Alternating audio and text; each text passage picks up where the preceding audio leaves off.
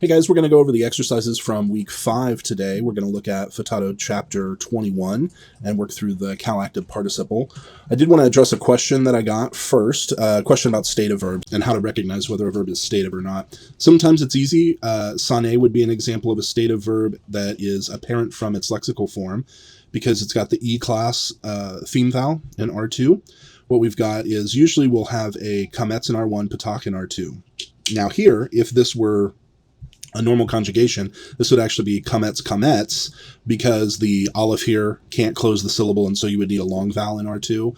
But since it's an E class, we've got the sere here. Similarly, yakol, a verb that has an O class theme vowel or R2 vowel. Those are going to be immediate giveaways that Hebrew is considering this a stative verb. So what is a stative verb? Well, there are really two types of verbs, stative verbs and action verbs. Action verbs describe actions. Stative verbs describe some sort of situation where the subject is in a state or put into a state in Hebrew, and the state contains no change. If the, I don't even want to say activity of the verb, but if what is described by the verb does not include any sort of change, it's a stative verb. So the idea of he hated, unless you're talking about him beginning to hate, which would probably be worded differently than just sane. Sane, he hated. There's not really any change going on in hating. It's a state. It's not an activity. It's not an action. Similar verbs would be to fear or to know or to love, even to be willing or to want. Those are also stative verbs. Usually when you have a stative verb, Futato is going to include some sort of stative English translation. So you'll see either the word be or is or was in the English gloss in your vocabulary. So we see that here with sane in lesson 20. If we go to 21, we can see that with chara. Chara means to be angry, but there's no change that takes place in anger. It's just an emotion or a passion. So the idea is to be angry, or here it could mean to be hot, but that's parallel with angry as well. So this isn't he angried. Both of these words, hot or angry, they would contain that English to be verb in the translation. So chara, he was angry, he is angry. Those are both good translations, but they have that English to be verb there. Let's see if we have any in lesson 22. Not here. What about 23? So this is interesting. Chafetz is also a stative verb. Obviously, desire, want, those are states. He does not include the English gloss to be or is or was here. That's unfortunate.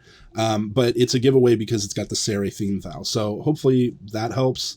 If you have a question about a verb, whether it's stative or not, you're welcome to ask. But the idea of a stative verb, the thing that makes it different translationally from the other verbs, is not just the meaning, that there's no change going on in the verb. It's not just that you have to include an English to be verb with some sort of adjective usually. What you will also find out is that the stative verbs can often communicate present time. This gets a little bit complicated when you think about how tense relates to the Hebrew verbal system, but really, if you just remember that stative verbs can occur in the perfect conjugation and still be present in time, that has to do with what a state is. You know, if something is a state, it's sort of like ongoing in and of itself. There's no change happening. A state, unless it's instantaneous, is somewhat imperfective just semantically. But when it's in the perfect conjugation, that may signal some other nuance. So all you really have to remember is that if it is a stative verb, that is if it has an O class or E class theme vowel, then it would have that is translation or was translation to it. All right, so let's work through the exercises from lesson 21. We'll go through here, and again, I'm not going to just give you every answer necessarily. You've got those in the book. What I want to do, especially on, for example, these parsings, is I want to point out to you what I'm seeing that tells me how to parse it. So the first one here, co-rate. The first thing I notice is this holum sere pattern, R1, R2, holum sere. That's a giveaway for me that we've got a calactive participle here. That means that there is no person, but there is gender and number. And so the gender and number of the OA with no suffix pattern, that's going to be masculine singular. So this is calactive participle, masculine singular from karat. Number 2, again, I've got a participle. It's not the same holum sere pattern, but it is a holum in R1, which is a pretty strong signal of the participle. And the reason why I don't have a sere is because I've got a feminine verb. feminine participle, I should say. So in the feminine singular, we often get the segel, segel, tav pattern. And that's what we've got here is calactive participle, feminine singular from halach. Number 3, again, I've got the holum, and I guess I'm going to because he's telling me that it's an active participle for all of these. So really all I guess we're practicing is parsing out the gender and number. If all of these are, and they are, all calactive participles, then we're just focused on the suffix. But I will point out to you that each one does have a holum in the first root letter. Here with sholeach, we've got a holum vav, which you won't always see. That's the full spelling. Often it's going to be spelled, it's called defective. That doesn't mean that there's something wrong with it. It just means that it lacks the vav letter there.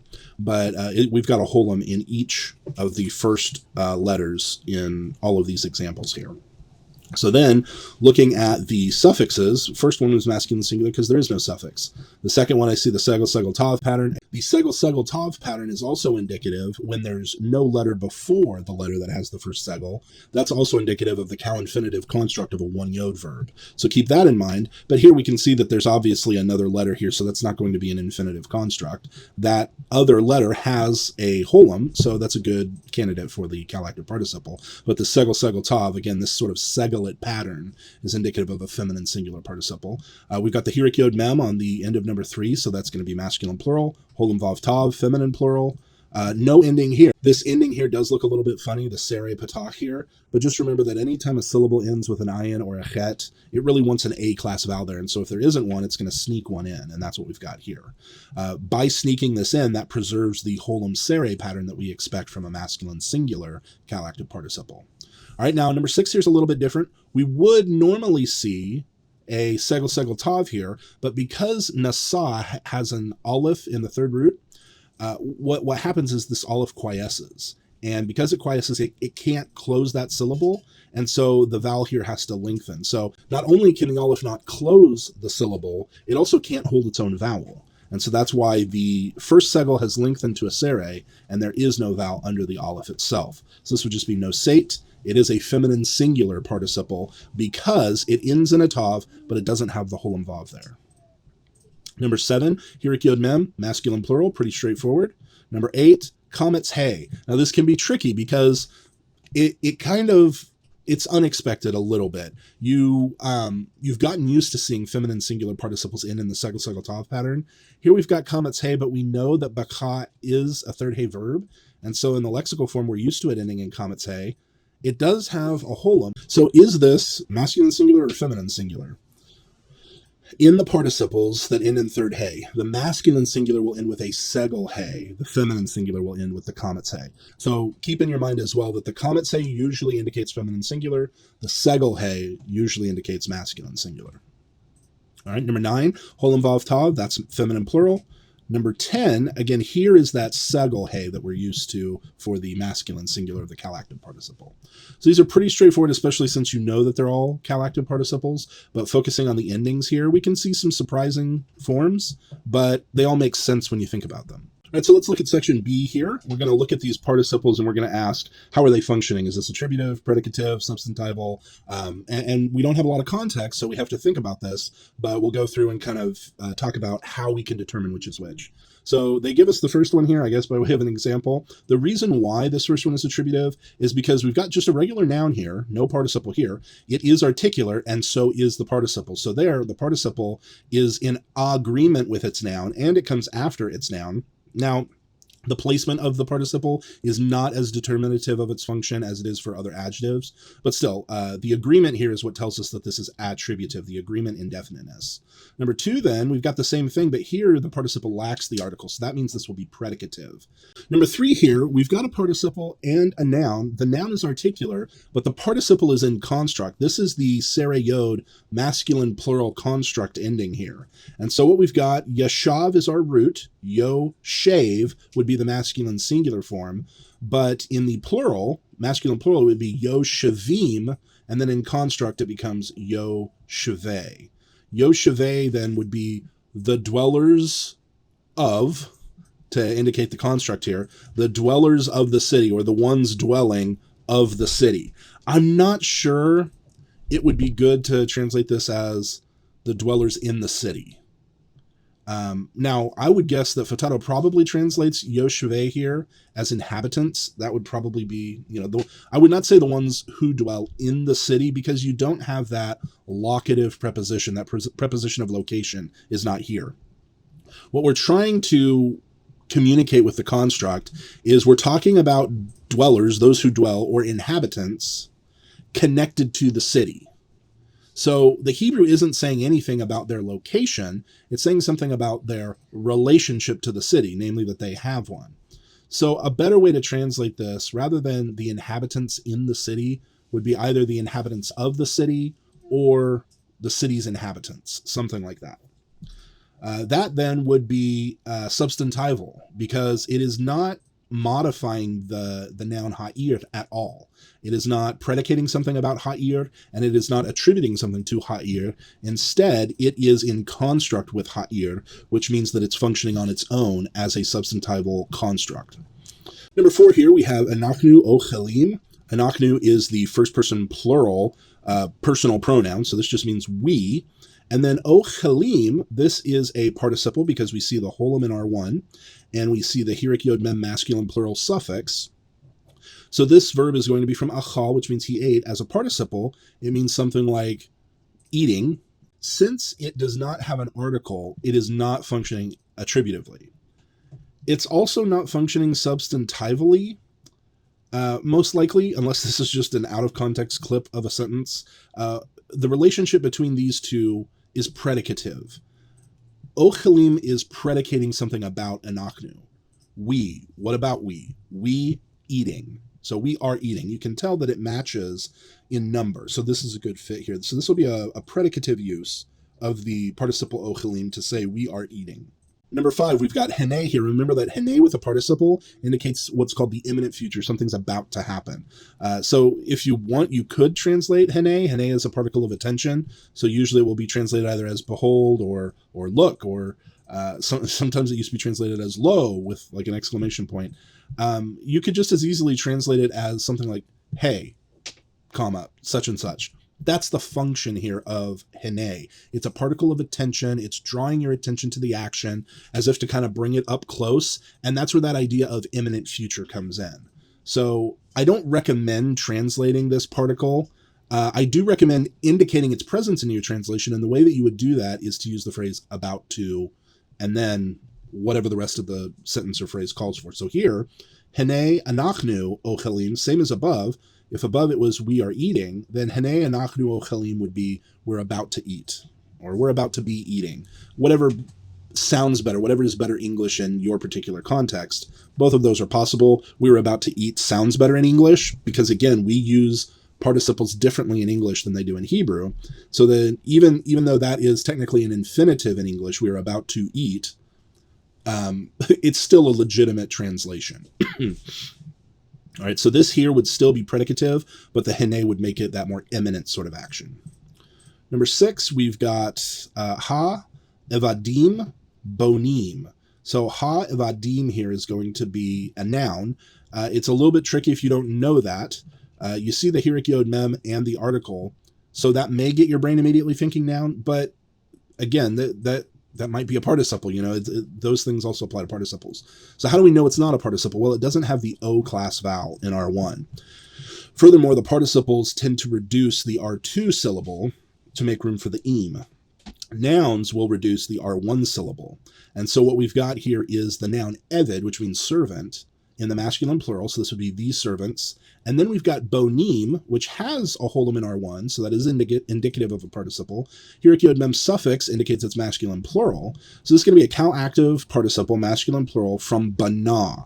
Remember the third hey verbs, the hey drops out altogether when you add a vocalic suffix, that is a suffix that begins with a vowel. All right, so we also notice that bonim does not have the article, so it does not agree in definiteness with the noun that it's related to. So that means that this is most likely predicative. So we have ha evadim, that's going to be the servants are building. Number 7, we've got ha evadim, ha bonim. So this here then, building needs to function attributively to servants. So this then would mean the servants who are building or the building servants. Number 8, we have ha'em bocha. Ha'em is the mother, so this is a noun with the definite article. Bocha lacks the article, and so this is probably going to be predicative. The mother is, or the mother was, weeping. The match here, feminine singular noun with feminine singular participle, also corroborates this. And let's talk a little bit about translating tense. So tense works differently in Hebrew than it does in English. We've learned the perfect conjugation as past tense, and you should continue to translate the perfect conjugation as a past tense unless instructed otherwise. So for example, the stative verbs, it's okay to translate that as present tense. The imperfect we've translated as future tense. Again, that's just kind of convention right now. That's just to show me you know the difference between the perfect and the imperfect. The imperfect conjugation is not necessarily a future tense. We're translating it that way to distinguish them in our minds, but in second year Hebrew, for example, you will learn the nuances of what notice imperfect is not called future. It's not the future conjugation, it's the imperfect conjugation. And in English, the imperfect conjugation or the imperfect tense is actually a past tense. And so that should give you a heads up right there that tense relates to Hebrew verbs differently than it does to English verbs. We have conventions, we have regular practices that we do, but it's always a little bit more complicated than it seems up front. I don't tell you that to make it foggy for you. I tell you that to let you know that there is some degree of interpretation involved anytime you're translating a Hebrew sentence here. Ha'em bocha would literally be the mother weeping. Ha'em bocha, the mother weeping, is not good English. If we wanted to say this in good English, we have to supply some sort of copula, predication, some sort of to be verb here. And we could supply was, we could supply is, we could supply will be. All of those work in a verbless clause. The context is what would tell you which one is more appropriate, because time of action is a fact, even if it's not encoded in the verb. This will be referring to past time, present time, or future time. It's just that the verb itself is not what tells you when the action's taking place. You have to gather that from other elements in the sentence. Well, here we don't have any other elements, so it's ambiguous. So if you were to translate ha'em bocha as the mother was weeping, the mother is weeping, or the mother will be weeping, those are all legitimate translations given this context. It's not something inherent in the verb that tells you whether it's past tense or future tense or present tense. Ha'em yotzeit, this is basically the same thing as above, we've just got a different verb here. So it's going to be predicative because the participle is not articular. Otzeit here, this is a different feminine singular ending, but this is the feminine singular ending that we expect on third aleph verbs, because again, that aleph cannot close the syllable and it cannot hold its own vowel. So the second segel drops out altogether because the aleph is quiescent, it can't hold a vowel, and the first segel lengthens to compensate for the loss of the aleph. That's why we get the ate suffix here. Yatsa is to come forth or to come out, and so ha'em yotzeit would be something like the mother is coming out, or the mother is coming forth, or the mother was coming out even would be possible here. But make sure that you're translating this predicatively with that to be verb in English.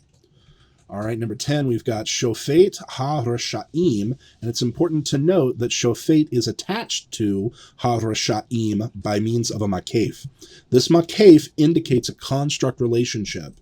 Shofet is going to look the same whether it's in construct or absolute if it's masculine singular, but the makef here tells us that every syllable of this word is unaccented now because it's sort of piggybacking on the second word. Since this is a construct relationship, we have to take that into account when looking at definiteness. Both of these are definite.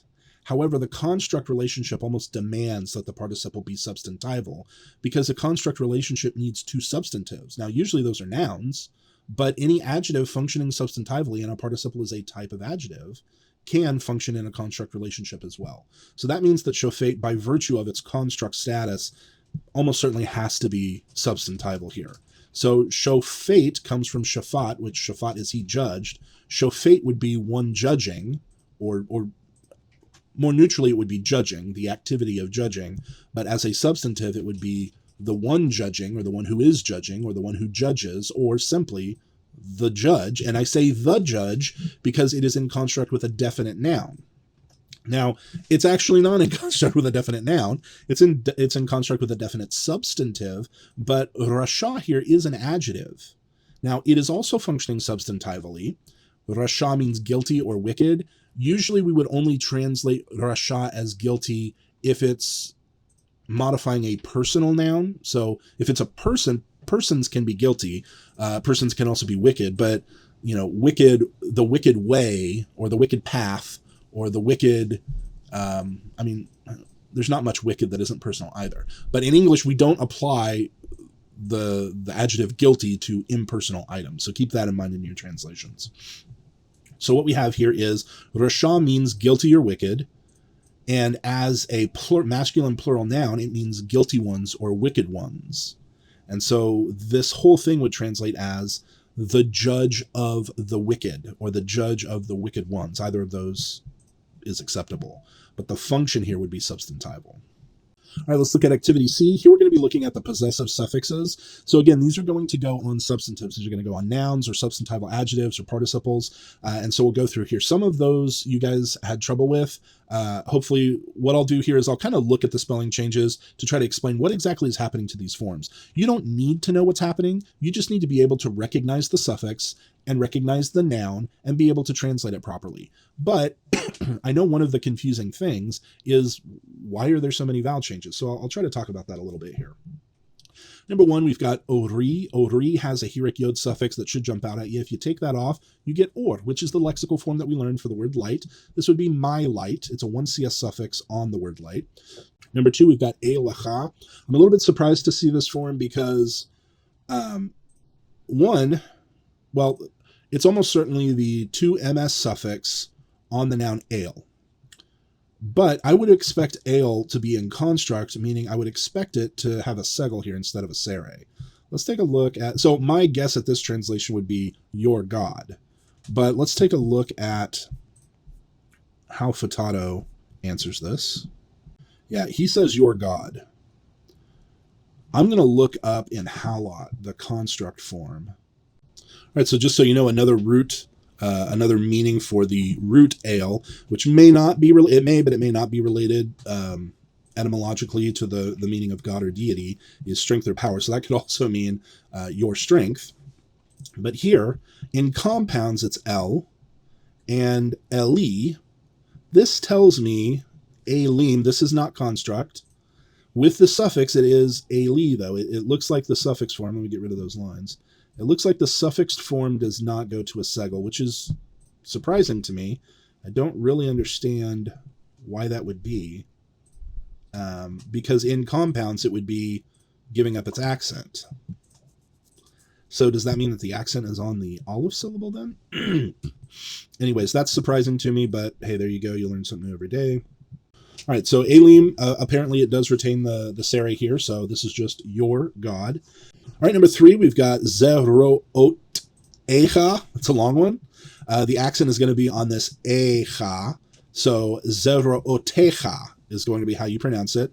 The cha is going to be the 2ms suffix, so this will be your. But the yod, the segel yod, indicates that the noun that it's on is plural. And of course, we know that because we see the Holem Vav ending here. So if we take all of that off, we get zero. But that's so close to the form that we learned. We just need the patach here, zeroah. That's the word for arm or strength. So this would be your arms, most likely, rather than your strengths, plural. Unless zeroah takes the plural form when it means strength. That's possible. But I would guess that this is your arms. Number four, we've got kolach. Kolach is this 3fs suffix. It's not just a comet's hey, it's a comet's hey with the mapik. That tells us that this is a consonantal hey and that it represents the 3fs possessive suffix here. Pronoun suffix. It happens to be possessive on a noun. So here, we take that off, we're left with kol. That's the form that we learned for voice. So this would be her voice. Number five, we've got koleha. This is the difference. The yod here, basically it flips the comets to before the hey to after the hey. But what it also means is that kol is now plural. So what we've got is her voices, or her sounds, but most likely her voices. Number six, we've got mishpachtam. Mishpachtam. All right, so the suffix we recognize as the third masculine plural. So this will be their, whatever it is. If we take that off, we get mishpacht. All right, well, mishpacht And again, this is not a doubling dagesh. The begad kafat tav has a dagesh whenever it comes after a silent shavah. So something has happened here to accommodate the syllable. Mishpacht is not a word that we've learned, but it's very close, and it should sound very close to mishpachat. The construct form for the feminine singular is mishpachat. Now, when we add the suffix, we're adding a new syllable. And so this chet now, this needs to reduce, and then we've got 3 shavahs in a row, and that's not going to work. So what Hebrew does here is it's going to allow the pei shavah to go back to a short vowel. And in this particular situation, that's going to be the patach. All right, so mishpachtam, sorry, I added the wrong A class. Mishpachtam here.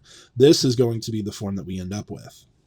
Now you can tell that we've gone through that process of the construct being mish, pe, chat, because when we get to number 7 here, we've got a whole different sort of, not conjugation, but a different inflection. So instead of the feminine singular construct, we're going to take the plural, and that is going to be mishpachot. Mishpachot.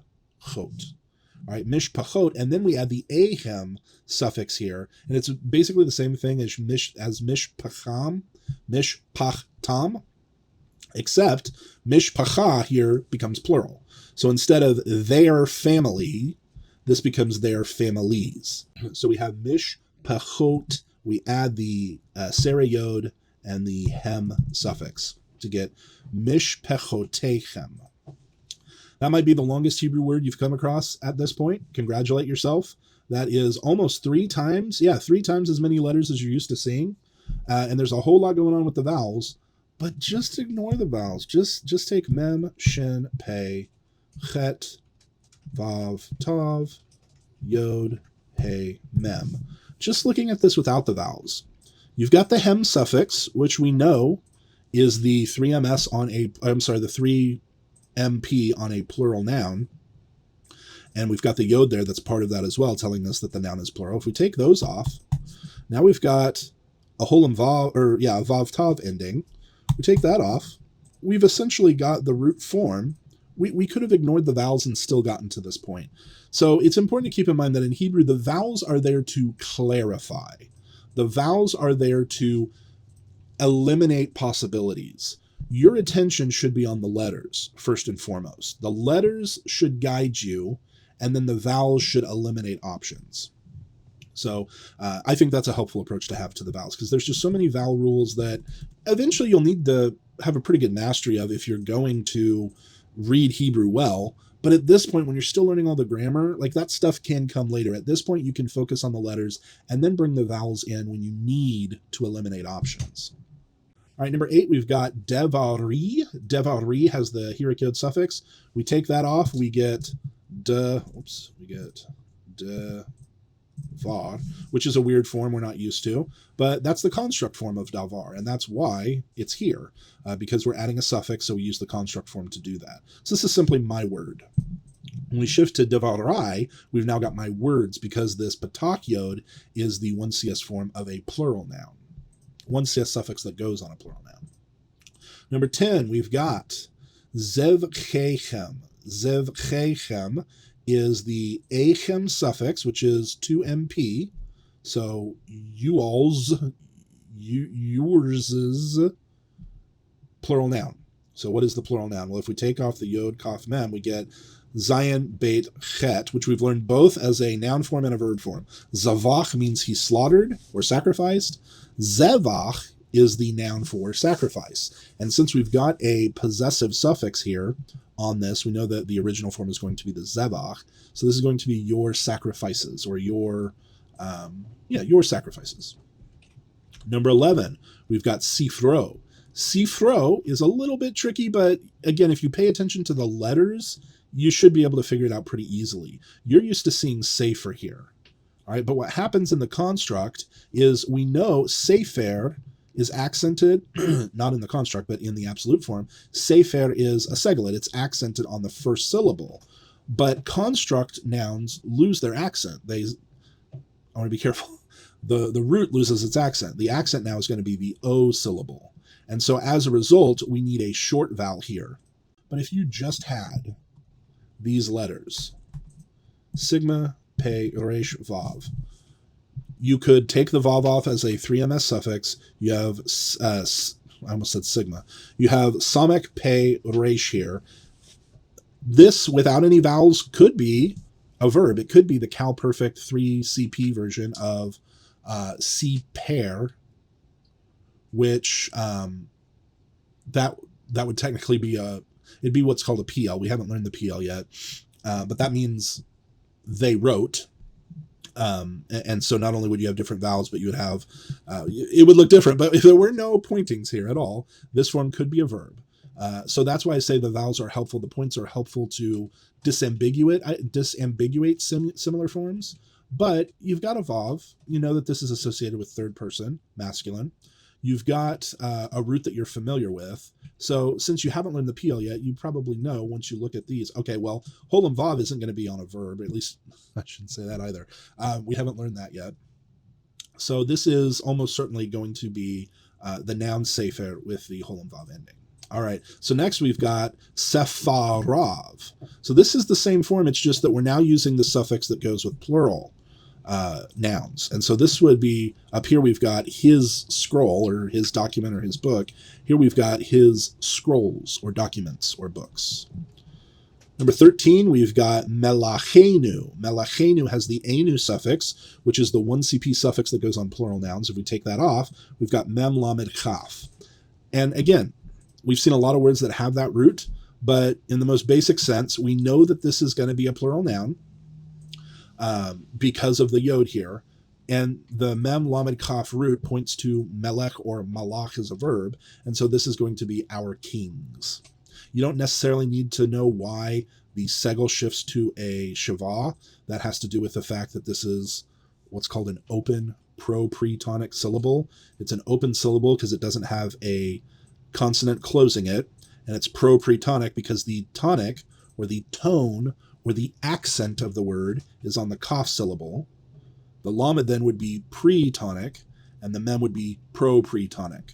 Pro-pre-tonic reduction is a common thing in Hebrew vowel patterns. So usually your open pre-tonic will be a long vowel. Futato calls this a medium vowel, but same thing. It will not be short. And your open pro-pre-tonic syllable will reduce. So this is our kings. Then number 14, we have malchenu. Here we don't have the yod. This is just our king singular. Now, it is interesting here that we've got a dagesh in one form and we lack it in the other. Again, that's because down here, the dagesh, the letter with the dagesh, the begad kafat kaf, comes after a silent shavah. How do we know the shavah is silent? Because the letter before it has a short vowel, and short is silent. So that's the difference there. Number 15, we've got einech. Now this is probably going to look pretty unfamiliar unless you just close your eyes and ignore the vowels. Now you have to be able to close your eyes to ignore the vowels without ignoring the letters, which is hard to do. So just pretend like the vowels aren't there. And if you do that, you get something like ayin yod nun, ayin yod nun, kaf. Now again, that looks a little bit strange too, because we're used to seeing this word as ayin yod final nun. All right. If you saw this, you might be able to recognize this as ayin for I or for spring. But when we add that kaf, obviously the nun is no longer final. The kaf is final. Final kaf is an indication of the second person singular suffix. So this is going to be your, and if it is masculine, it'll be kaf kametz. If it's feminine, it'll be kaf shavah. Well, here it's kaf shavah. So that, again, that narrows down identical options. So we now know this is a 2fs suffix. The rest of this is the word I, but it's just in its construct form. That's why it looks unfamiliar. Something to keep in mind is that when you have the Hebrew diphthong, this patach, yod, hirik, with the accent on the patach letter, when that diphthong goes into construct, it contracts, I suppose, into the Sarah yod. And that's why you get a nech instead of einch, something like that. But then number 16 here, we see that while we've lost the patach yod hirik in the root of the noun, we get the patach yod hirik in the suffix. That's because the second feminine singular possessive suffix that goes on plural nouns itself has that diphthong, okay? So we've still got the contracted ein here for I, but we've got this diphthong in the suffix itself. So that tells us that this here would be her, I'm sorry, not her, it will be your feminine singular eyes. All right, the next section of your assignment, section D, is parsing, and this is going to be where we've got a mixed bag of all kinds of different verbs. So we'll go through here a little more slowly, a little more carefully than we did the other parsing section because, for example, we've got perfect conjugation here for number 1, and I know it's perfect because, first of all, I see the tem suffix, which indicates cal perfect to MP, and the vowel pattern matches that. We've got a reduced vowel. I know that's hard to see on my copy. That's a hatef patach. This reduced vowel occurs in the first syllable of a cal perfect in the second person conjugation of the plural because you've got this heavy suffix here that drags the accent all the way to the end. So avadtem is going to be from avad, which means he served. This would be you all served. Second one here, we've got the first thing that I recognize is the aleph, segel, on the front. Now you can have verbs that are one aleph, that have an aleph in the first root letter and have a segel as their vowel, but most of the time when you see an aleph segel at the beginning of a verb, it's going to be the cal imperfect 1cs, especially when it's one of 4 letters. All right, so what we've got here is the cal imperfect 1cs form of matzah. Matzah is to, I think matzah is to search for. Matzah.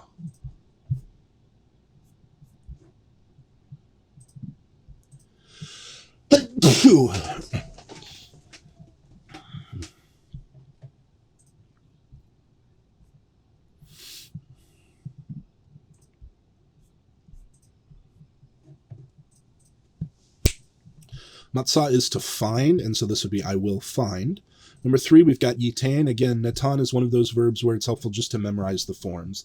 Yitain is the cal imperfect 3ms form.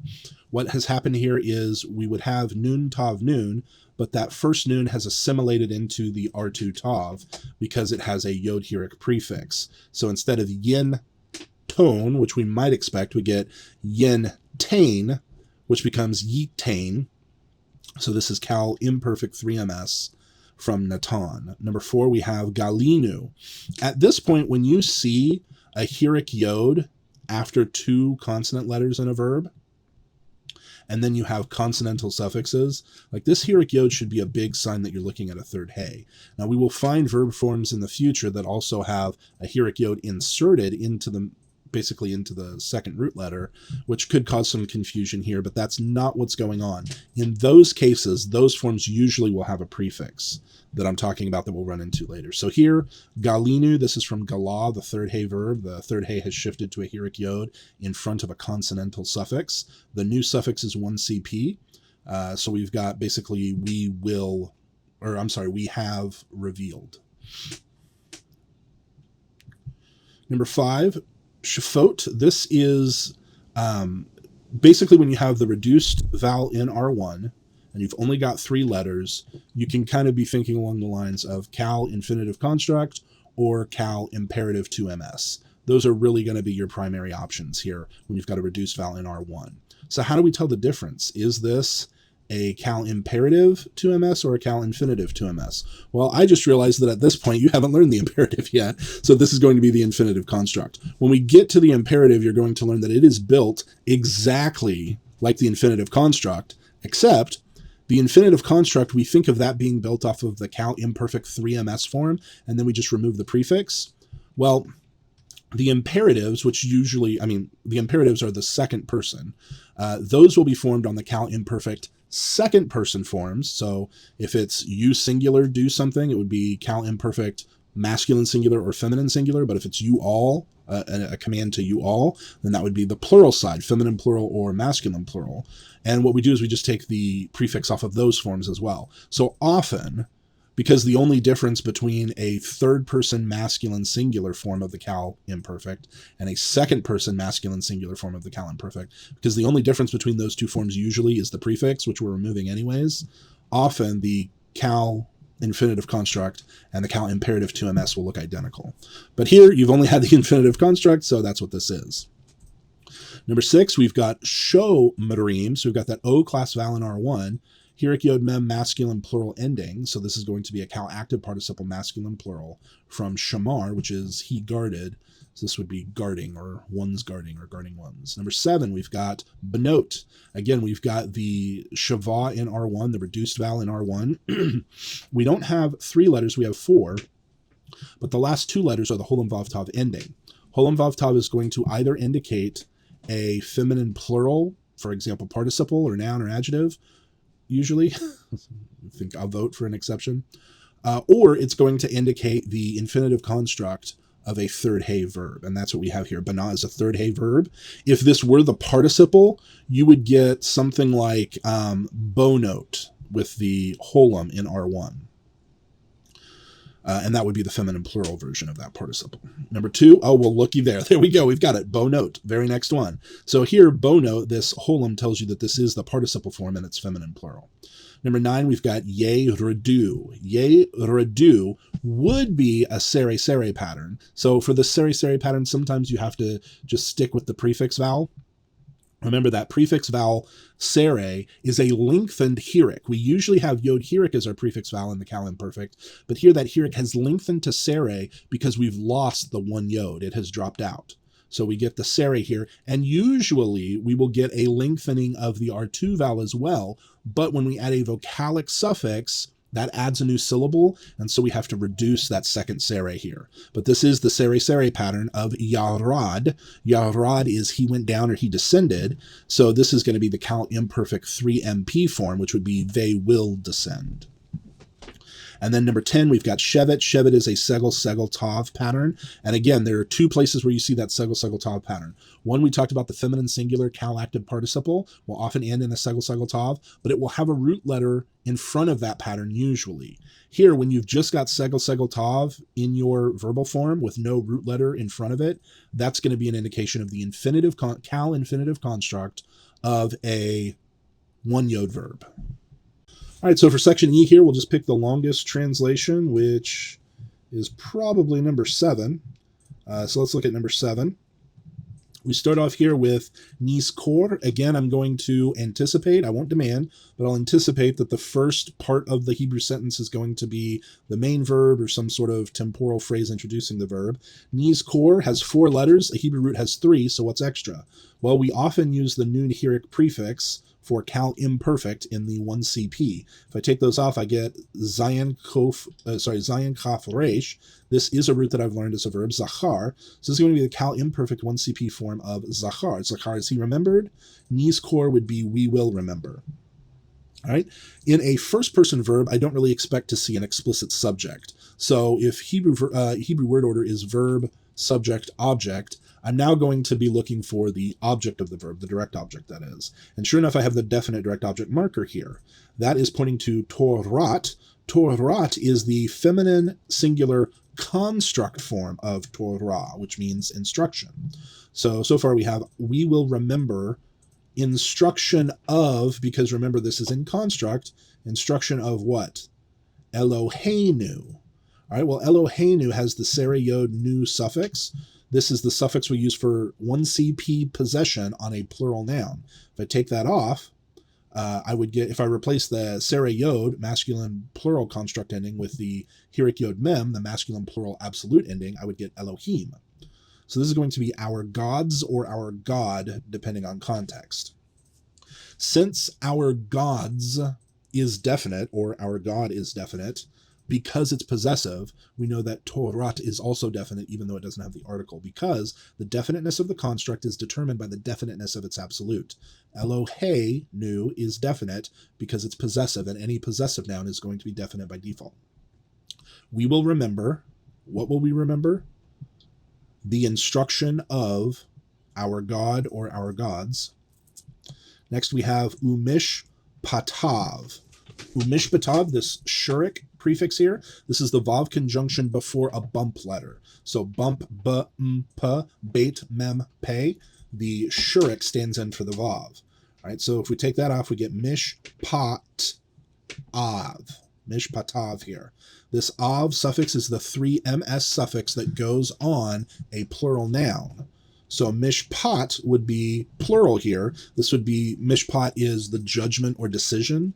We will remember the instruction of our God and his judgments or decisions. Le olam. Whenever you have the word olam, which usually means, an age or a long time, or we often translate it as eternity. When you have the lamed preposition, this is now temporal. So it's forever. It's a temporal adjective, basically. It's a temporal adverb. We will remember the instruction of our God and his judgments forever. Ki, either because, or this is introducing speech. Tovim, so this is the adjective tov in the masculine plural. Good. Haim. This is the pronoun they.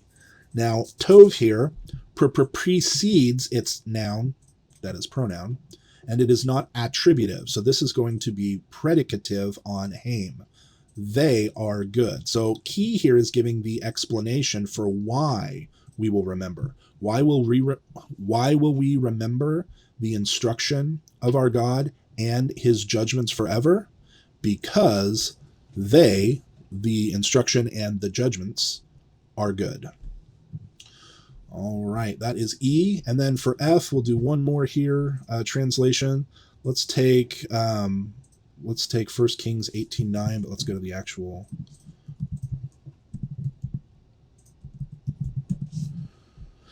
All right. So I'll just work through this verse real quickly here. Vayomer, this is a form that we will learn about of the verb yom. We're used to seeing this as yomar. This yomer form with the vav pataka dagesh is a very particular form that we're going to learn about later that is used in narrative very often. This is a narrative form. It's sometimes referred to as the narrative preterite, which is basically a way of saying a narrative simple past tense. But you'll notice it looks a lot like the imperfect, okay? So we've been translating the imperfect as future, but here when we've got the vav patak dagesh on the front of this similar looking form, it's actually a narrative preterite. It's a narrative past tense.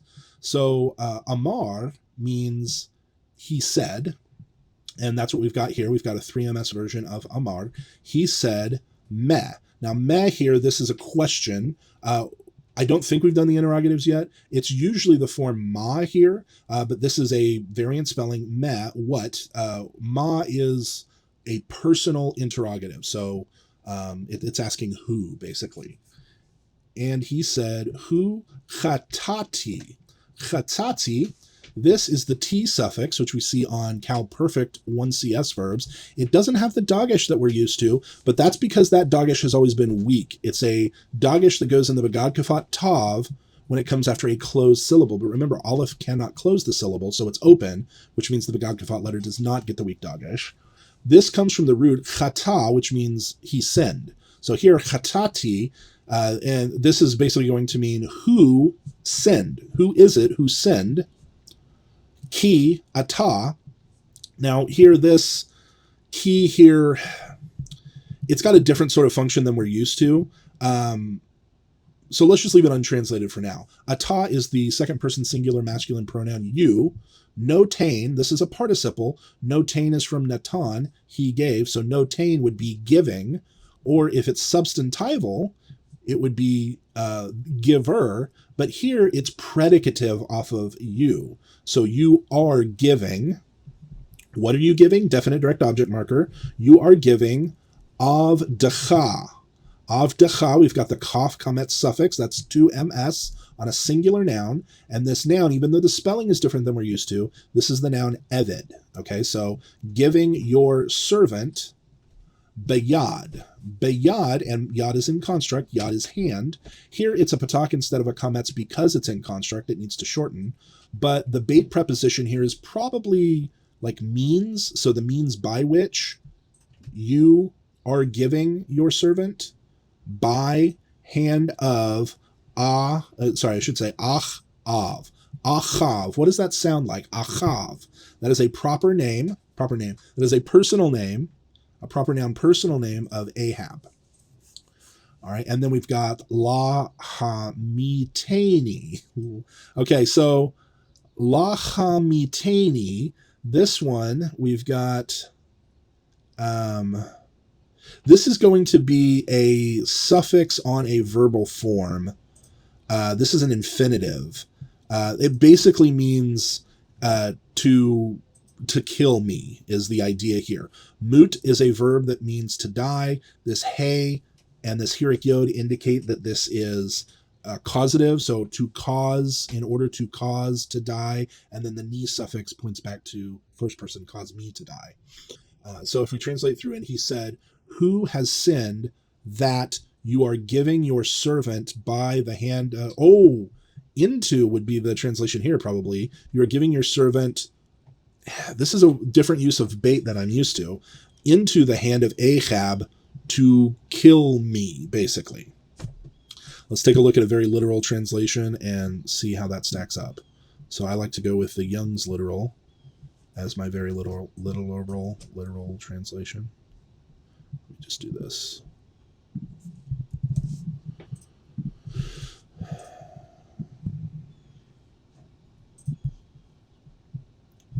All right, and he cometh in there into the cave and lodgeth there. That is not the same verse.